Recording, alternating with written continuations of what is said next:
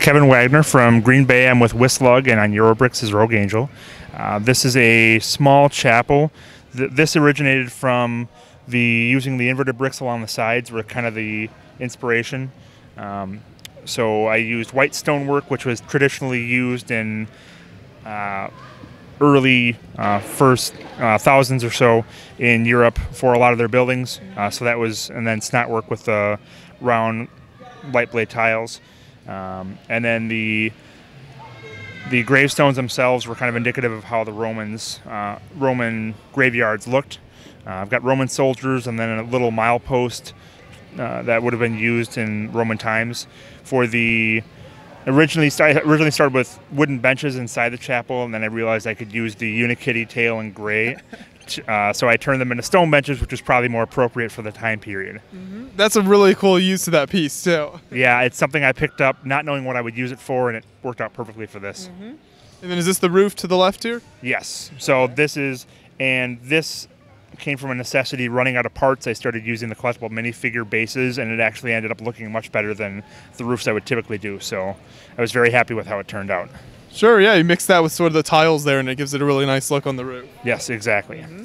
And then I tried something new on the stone wall here, which turned out decently. I might have to refine it a bit, but it was trying to represent the shifting stones you would typically see that have lasted through the ages, so you can still see some decaying, collapsed stone walls from ancient times in Europe. Yeah. And I really like the sort of stained glass window stuff there. What pieces did you use to get that effect? And this is something that I actually copied from other builders on Eurobricks, but it worked really well. So this uses the little 2x2 Lego turntable, and if you remove the studded turntable itself, it leaves the black frame on the outside. And then I had to use a 1x2 trans-clear plate to connect it, but then I used round 1x1 trans-clear alternating studs to get the look on the outside. Mm-hmm.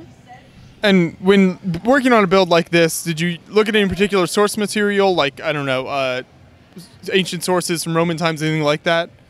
I didn't. For this one, I did in terms of the texture and the materials to get everything for the material for the building, but the building itself just kind of came together. I wasn't exactly sure what I wanted to do. I just knew it would be a smaller building because the chapels and churches in those days were pretty basic structures, and I'd done some research on buildings themselves in more ancient times, so it just kind of came together. Once I started using the inverted slopes, I really liked the look of it, and it worked out well. Mm-hmm. Great, and if you can put the roof on for us just so we can see what it looks like with that on, sure. The completed building.